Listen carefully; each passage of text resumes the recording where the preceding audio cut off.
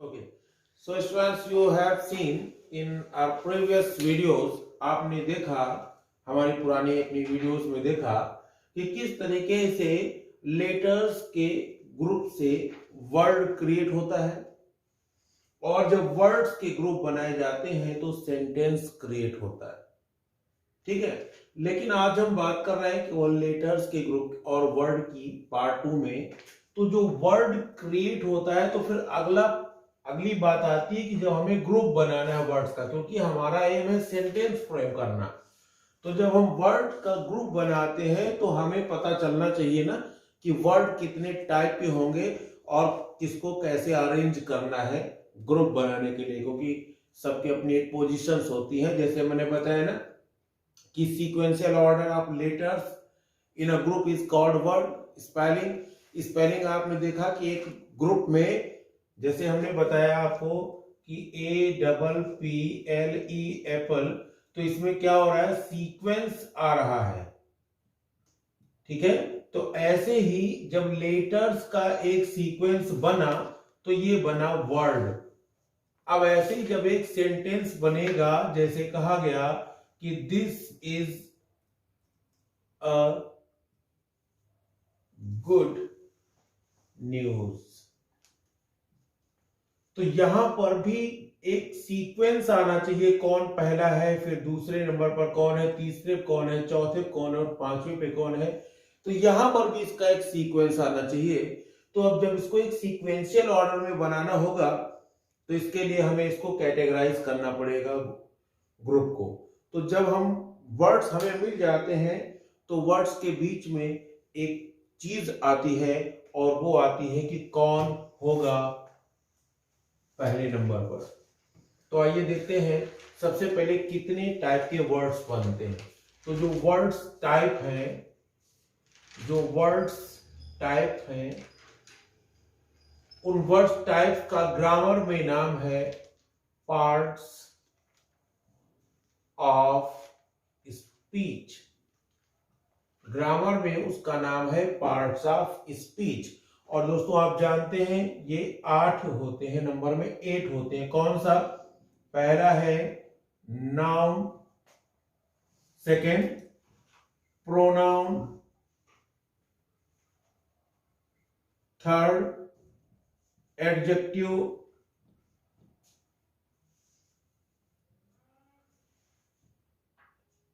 Fourth verb, 5 adverb, 6 preposition,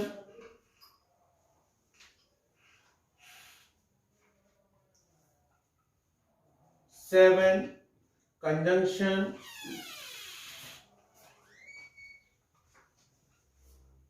and 8 is interjection. So हमारे पास कुल मिलाकर के 8 टाइप के पार्ट्स ऑफ स्पीच हो जाते हैं, यानी वर्ड्स को हम 8 भागों में बांट लेते हैं। अब जब हमारे पास ये 8 तरीके के वर्ड बने तो इन सारे वर्ड्स ने आपस में लड़ना शुरू कर दिया, क्योंकि बात थी नंबर 1 पर आने की। अभी आप लोगों में से कोई ऐसा है जो नंबर 1 नहीं आना चाहता? ऑलमोस्ट दुनिया का हर एक व्यक्ति नंबर 1 होना चाहता है, और कुछ ऐसा ही वर्ड्स ने भी सोच लिया तो क्या बुरा किया, ये भी सब नंबर 1 पर बैठना चाहते थे। तो फाइनली फिर एक बुद्धिमान आदमी आए, हम नाम नहीं लेना चाहेंगे यहां पर उनका, आप लोग जानते हैं। तो वो आए और उन्होंने इनको एक सीक्वेंस बताया, एक सिस्टम बताया, और देखिए इन 8 वर्ड्स को कैसे उन्होंने एक दूसरे में समझा दिया, पिरो दिया, और सब मान गए, सब सहमत हो गए, और फिर सेंटेंस की स्थापना हो सकी। तो सबसे पहले उन्होंने जो किया वो ये किया कि ये बताया कि जो तुम भाई 8 भाई बहन हो, आप लोगों में सबसे ज्यादा इंपॉर्टेंस किसका है, सबसे महत्वपूर्ण कौन है? तो पता चला कि सबसे महत्वपूर्ण है इसमें वर्ब। वर्ब के बगैर कुछ नहीं हो सकता। वर्ब तो वैसे ही है जैसे एक इंसान, जिंदा इंसान की सांसें। अगर सांस खत्म हो जाई, अगर सांस खत्म हो गई तो इंसान की डेथ, वो मृत हो जाता है। ऐसे ही किसी भी ग्रुप ऑफ वर्ड को बनाइए, अगर वर्ब उससे चली जाए तो वो सेंटेंस नहीं रह जाता, वो फ्रेज बन जाता है, वाक्य का एक टुकड़ा बन जाता है। तो जब वर्ब इतनी इंपॉर्टेंट है, एक और चीज भी होती है, आप लोग जानते होंगे शायद कि वर्ब इतनी इंपॉर्टेंट क्यों है कि इसमें जितने भी बाकी 7 पार्ट्स ऑफ स्पीच बचे हैं वर्ब को छोड़ के, इनमें वर्ब ही एक अकेली ऐसी है जो सेंटेंस बना सकती है। यानी verb alone can make a sentence. Verb को किसी और की हेल्प की जरूरत नहीं, वर्ब अकेले सेंटेंस बना सकती है, उसे किसी दूसरे की जरूरत नहीं। एक एग्जांपल के तौर पर, जैसे अगर केवल ये बोल दिया जाए गो, जाओ, तो ये अपने आप में फुल कमांड है, यानी कमांड वाले सेंटेंस को सीधे फ्रेम करता है, एक ऑर्डर देता है। जीनियस एक बड़े इंसान की तरह ऑर्डर देने का काम शुरू हो जाता है। वर्ब जब अकेले आती है तो सबको ऑर्डर देना शुरू कर देती है, तो एक आज्ञा सूचक वाक्य का ये निर्माण कर सकती है। बाकी सब एक दूसरे पर लिंक हो जाते हैं। तो आइए देखते हैं कितनी चालाकी से इन शब्दों का एक वाक्य में अरेंजमेंट किया गया। बहुत ही ओके। तो अब आप देखेंगे कि किस तरीके से, कितनी चालाकी से उन्होंने इसमें सबको समेट दिया है। तो चलिए देखते हैं। अब सबसे इंपॉर्टेंट कौन था भाई? सबसे इंपॉर्टेंट थी वर्ब। तो वर्ब को लिख दिया, भाई तुम हो। अब वर्ब जो इतनी इंपॉर्टेंट है, तो बोला भाई तुम इतनी महत्वपूर्ण हो, तुम समझो कि हम सबके सबसे सबसे खास हो, सबसे प्रिय हो, तुम अकेले कैसे रह सकती हो? तो तुम ऐसा करो, तुम नाउन के साथ रहो, क्योंकि जो तुम्हें कर रहा है उसका भी तो इंपॉर्टेंस है। तो बोले अच्छा ठीक है, इसको एग्री कर लिया और बैठ गए ये पहले। तो यानी कि अब अगर आप गौर करो तो वर्ब जो है वो दो नाउन के बीच में होती है। पहले नाउन को हम बोलते हैं सब्जेक्ट और दूसरे नाउन को हम बोलते हैं ऑब्जेक्ट। तो इस तरीके से वर्ब दो नाउन के बीच में बैठ जाती है, एक हो जाता है सब्जेक्ट और एक हो जाता है ऑब्जेक्ट, और बीच में होती है वर्ब। और इस तरीके से शुरू होता है हमारे सेंटेंस बनाने का सफर, कि हमारे सेंटेंस में केवल सब्जेक्ट, वर्ब और ऑब्जेक्ट, ये तीन चीजें मिल गई तो फिर सेंटेंस बन गया। यानी खाली नाउन और वर्ब, ये दो लोग मिलकर के सेंटेंस को, 90% सेंटेंस को ये लोग बना डालते हैं। एक एग्जांपल के तौर पर अगर हम देखें तो सब्जेक्ट हो गया रमन, वर्ब हो गई प्लेज,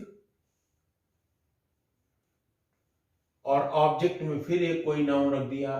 मान लीजिए हमने रख दिया, या नीचे लिख देता हूं, लिख दिया मान लीजिए हमने फुटबॉल। तो क्या हो गया? रमन सब्जेक्ट है, वर्ब प्लेज है, ये वर्ब हमारी प्लेज है, और ऑब्जेक्ट में फुटबॉल आ गया, और फुटबॉल भी एक हमारा नाउन है। तो इस तरीके से Raman plays football, Raman played football, ये जो भी आया वर्ब ने इसके टेंस को बदला, लेकिन सीक्वेंस यही चलता चला गया। क्लियर? तो इस तरीके से हमारे सेंटेंस की स्टार्टिंग हुई, स्थापना हुई। अब बाकी जो चीजें रही, अब जैसे नाउन को कहीं जाना है, आपको भी कहीं जाना होता है, अरे भाई आदमी हर समय काम नहीं करेगा, है ना, कुछ इमरजेंसी काम में भी जाएगा। तो अगर नाउन को कहीं इमरजेंसी में जाना है, पेट वेट खराब हो गया है, कोई दिक्कत है, तो उसकी जगह पर जो बैठेगा दूसरा आदमी, उस आदमी का नाम है प्रोनाउन। याद रखना, अगर नाउन है तो प्रोनाउन नहीं बैठेगा। प्रोनाउन तभी बैठेगा जब नाउन वहां पर ना हो, तभी उसकी जगह पर वो बैठेगा। तो प्रोनाउन का काम क्या है? वो नाउन की जगह पर बैठेंगे। अब एडजेक्टिव परेशान, अकेले अकेले घूमे इधर उधर, कि नाउन का काम हो गया, प्रोनाउन का हो गया, वर्ब का हो गया, हमको इधर अकेले घूम रहे, नाराज हो गए कि हमको तो कुछ लाइन ही नहीं मिल रही है, मैं क्या करूं? तो क्या करें, तो बोला गया भाई तुम नाराज मत हो, तुम्हारा काम है तुम नाउन को क्वालिफाई करते रहो, समझाते रहो कि जो काम तुम कर रहे हो ना ठीक है कि खराब है, यानी कि विरोधी या पॉजिटिव यानी कि अपोज में या उसके पॉजिटिव में गुण या अवगुण बताने का काम। जैसे कि एक पार्टी रूलिंग होती तो दूसरी उसकी अपोजिशन में बैठती है, तो इनको उस तरीके से नाउन को क्वालिफाई करने का काम दे दिया गया, जस्टिफाई करने का काम दे दिया गया और कहा गया कि देखो भाई तुम हमेशा नाउन के पहले आओगे। कहां आओगे? पहले। यानी अगर सेंटेंस में एडजेक्टिव आएगा तो एडजेक्टिव आएगा हमेशा नाउन के पहले। याद रखना, एडजेक्टिव का यूज हमेशा नाउन के पहले होगा। अब नाउन हो गए भाई, इनको सेट कर दिया गया, प्रोनाउन को सेट कर दिया गया, एडजेक्टिव को सेट कर दिया गया, वर्ब सबसे खास थे ही, तो अब एडवर्ब चिल्लाना चालू कर दिए। सब हो गए, हम तो बच गए। तो अब एडवर्ब को कहा गया कि तुम्हें अब अधिकार मिलेगा, तुम्हारे पास पूरा राइट्स है, तुम नाउन के, वर्ब के और फिर ऑब्जेक्ट, यानी सेंटेंस में 3 पोजीशन है, फर्स्ट पोजीशन, सेकंड पोजीशन और थर्ड पोजीशन, यानी तुम सेंटेंस में सबसे पहले भी बैठ सकते हो, तुम एडजेक्टिव के पहले भी आ सकते हो, सेंटेंस में वर्ब के साथ भी आ सकते हो और ऑब्जेक्ट के साथ भी आ सकते हो। ये तुम्हारा तीनों जगह तुम्हारा अधिकार है, तुम्हारा जहां दिल करे वहां चले जाओ, तुम्हें कोई रोकने वाला नहीं। जबकि एडजेक्टिव तो खाली नाउन के पहले बैठेंगे, बाद में नहीं आ सकते, लेकिन तुम कहीं भी जाओ, कहीं भी घूमो, तुम्हें कोई रोकने वाला नहीं। तो एडवर्ब भी खुश हो गए, यार वाह तो हमारी चांदी है। लेकिन अब नंबर आया इनका 3 लोगों का, और ये 3 लोग हैं प्रीपोजिशन, कंजंक्शन और इंटरजेक्शन। अभी जो प्रीपोजिशन, कंजंक्शन और इंटरजेक्शन स्टार्ट। तो दोस्तों अब तक आपने देखा कि किस प्रकार से noun, pronoun, adjective, verb, adverb इन्होंने सेंटेंस में अपनी अपनी जगह पा ली। एडजेक्टिव आ जाते हैं सब्जेक्ट, यानी कि जो नाउन होता है, इस नाउन से पहले एडजेक्टिव अपनी जगह पा लेते हैं। एडवर्ब को जगह मिल जाती है कि आप कहीं पर भी आ सकते हो। अब बचे प्रीपोजिशन। तो प्रीपोजिशन बहुत परेशान कि मेरा क्या होगा, क्योंकि प्रीपोजिशन का मतलब होता है संबंधक, संबंध बनाने वाला। तो प्रीपोजिशन सबसे इंपॉर्टेंट टॉपिक ग्रामर का माना जाता है। ऐसा दोस्तों कोई कंपटीशन नहीं होता जिसमें प्रीपोजिशन से रिलेटेड क्वेश्चंस ना पूछे जाते हो। आपको पता है ऐसा क्यों है? ऐसा इसलिए है कि preposition in 8 parts of speech में जो सबसे इंपॉर्टेंट है, कौन? आपकी वर्ब, इसका रिलेशन शो करता है, किसको कंप्रोमाइज करता है। क्योंकि अगर हम वर्ब को गौर से पढ़ें, अगर आपने ये चीज पढ़ी होगी कि वर्ब के अगर हम बेसिक 2 पार्ट करें मेन वर्ब की, तो वर्ब 2 प्रकार की होती है। एक होती है ट्रांजिटिव वर्ब और एक होती है इंट्रांजिटिव वर्ब। अब गौर करिए, एक होती है ट्रांजिटिव वर्ब और एक होती है इंट्रांजिटिव वर्ब। ट्रांजिटिव वर्ब सीधी वर्ब होती है, सीधी वर्ब, और इंट्रांजिटिव वर्ब झगड़ालू वर्ब है। ध्यान दीजिएगा, झगड़ालू क्रिया, सीधी है बेचारी ट्रांजिटिव। कोई भी ऑब्जेक्ट है, बाद में कोई भी हो, ट्रांजिटिव वर्ब कहती आओ बैठो, सबको अपने साथ जगह देती है, सबको स्थान देती है, सबसे मिल लेती है। लेकिन जो इंट्रांजिटिव वर्ब है ना, ये बड़ी झगड़ालू है। ये चप्पल मारेंगे अगर इधर आए तो। ये किसी को अपने साथ आने ही नहीं देती, ऑब्जेक्ट को तो बिल्कुल आने ही नहीं देती अपने साथ, हमेशा डांट फटकार के भगाती रहती है। तो जैसे जब चाचा बहुत गुस्सा करते हैं तो उन पर कौन कंट्रोल करता है? चाची। ऐसे ही इस इंट्रांजिटिव वर्ब को जब हमें ऑब्जेक्ट जबरदस्ती लगाना हो तो इसका तोड़ है प्रीपोजिशन,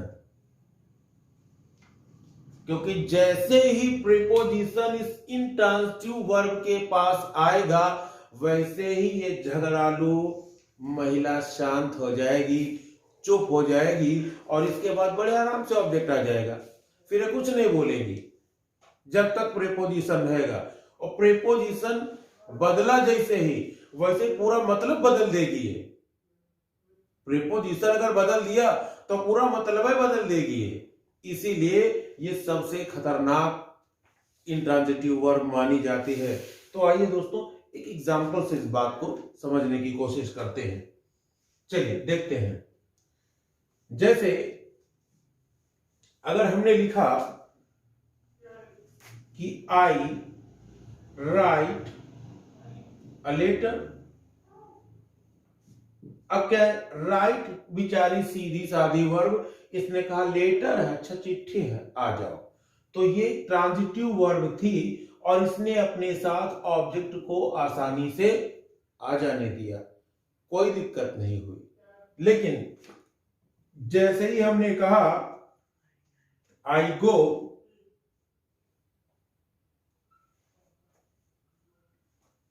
लखनऊ,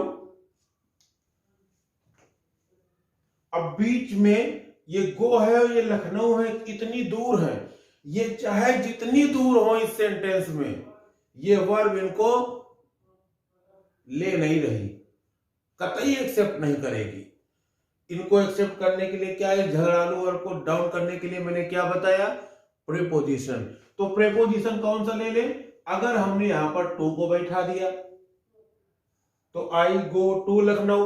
अब इस टू का फर्क यह है कि ये जो गो है ये इनसे मिल रही है। आई गो टू लखनऊ, मैं लखनऊ को जाता हूं, यानी जो काम है इस ऑब्जेक्ट को अब रिलेट कर रहा है, इनसे बोलचाल हो गया है। कह रही है कि आई गो टू लखनऊ, मैं लखनऊ जाता हूं। अगर आपने इस प्रीपोजिशन को यहां से हटा दिया और यहां पर लगा दिया फ्रॉम, तो देखिए केवल प्रीपोजिशन ही है जो इसके साथ अलग अलग रिलेशन फ्रेम करने लगा। अब आई गो फ्रॉम लखनऊ, यानी मैं लखनऊ में हूं और लखनऊ से बाहर आ रहा हूं। यानी जैसे ही आपने प्रीपोजिशन इसमें बदल दिया वैसे ही सेंटेंस का पूरा अर्थ बदल गया। ऐसी झगड़ालू नालायक इंट्रांजिटिव वर्ब को जोड़ने का काम प्रीपोजिशन करता है, इसको डाउन करने का काम प्रीपोजिशन करता है। वैसे दोस्तों इंट्रांजिटिव वर्ब की भी अपनी एक शान है, क्योंकि इंट्रांजिटिव वर्ब्स के पैसिव वॉइस नहीं बनते, बहुत तगड़ी वर्ब होती है भाई साहब। तो इसको हम लोग और अच्छे से सीख सकते हैं, इतनी झगड़ालू भी नहीं है जितना मैंने बताया, प्यार से डील करो तो समझ में आ जाता है इसको। तो अब प्रीपोजिशन जो इसको डील करती है, इस प्रीपोजिशन का काम है संबंध बनाना। ये जिसके भी साथ जाता है एक रिलेशन फ्रेम कर देता है।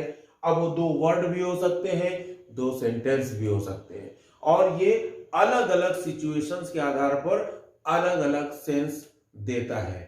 ठीक है, जैसे ऑन, अब देखो जैसे ऑन, अब कोई चीज अगर ऊपर रखी है तो प्रीपोजिशन क्या रिलेट कर रही है, ऑन है। अब वो और ऊपर है तो अपॉन है, नीचे है तो अंडर है। यानी केवल प्रीपोजिशन के यूज से हम सिचुएशंस को समझ सकते हैं। तो हम प्रीपोजिशन के टॉपिक में इस चीज को और कायदे से पढ़ेंगे। अभी केवल आपको समझना है कि कैसे इसमें उनको जगह मिली। हम ये बता रहे हैं कैसे एक ग्रुप ऑफ वर्ड, जो ये 8 चीजें हैं, ये कैसे एक सेंटेंस में ग्रुप बना के एक साथ घुस के रहते हैं और एक सेंस देते हैं और हमारी लैंग्वेज को एक फ्लुएंसी प्रोवाइड करते हैं। जाने अनजाने इनको हम यूज भी करते रहते हैं, बट ग्रामर के रूल्स क्योंकि हमें पता नहीं होते तो हम समझ नहीं पाते कि अरे इतनी बड़ी बात हो रही। जैसे हमारे अंदर इतने सारे फंक्शंस वर्क कर रहे हैं, हम खाए पिए सब काम खत्म है, हमें पता ही नहीं चलता, अरे 9 मीटर लंबी यहां से खाया और पेट में आ गया, इतना लंबा काम है। तो वी डोंट नो परहैप्स, है ना। तो सेम थिंग यहां पर हो रही है। अब हम बात करते हैं कंजंक्शंस की। कंजंक्शंस क्या होते हैं, कंजंक्शन क्या करते हैं, कंजंक्शन जोड़ने का काम करते हैं। ये जोड़ने का काम करते हैं, वो रिलेट करते हैं तो ये जोड़ देते हैं दो को, ठीक है ना। तो दो वर्ड जोड़ दिया, ठीक है। जैसे आपने कहा Ram and Sita were husband and wife. अब राम और सीता पति पत्नी थे। अब यहां पर दो नाउन थे। अब एक बार आप बोलते राम वॉज हस्बैंड, दोबारा बोलते Sita was wife of Ram. इतना करना था लफड़ा, तो कन्वेंशन ने क्या किया, इजी कर दिया। बोले Ram and Sita were husband and wife, यानी राम और सीता पति पत्नी थे। तो कितनी आसानी से इसने क्या किया, जोड़ दिया, ऐड कर दिया। ये ऐड करने का काम करता है दो वर्ड्स का, दो सेंटेंस का, ये एडिशन का काम करता है। और इंटरजेक्शन क्या करता है, ये एक्सप्रेशंस देता है, एक्सक्लामेशन देता है। जैसे हमारे दैनिक लाइफ में होता है ना, चले ऐसे कांटा लग गया, आई, दीज आर द इंटरजेक्शंस। एक्सक्लेमेशंस होते हैं, तरह तरह के एक्सप्रेशंस होते हैं, उसमें सुख दुख लाभ हानि ये सारी चीजें आती हैं। तो दोस्तों आज के वीडियो में बस इतना ही। अब आगे हम पॉइंट टू पॉइंट इन चीजों को स्टडी करेंगे। देखते रहिए, हमारे चैनल को लाइक करिए और सब्सक्राइब करिए। Thank you very much for watching this video.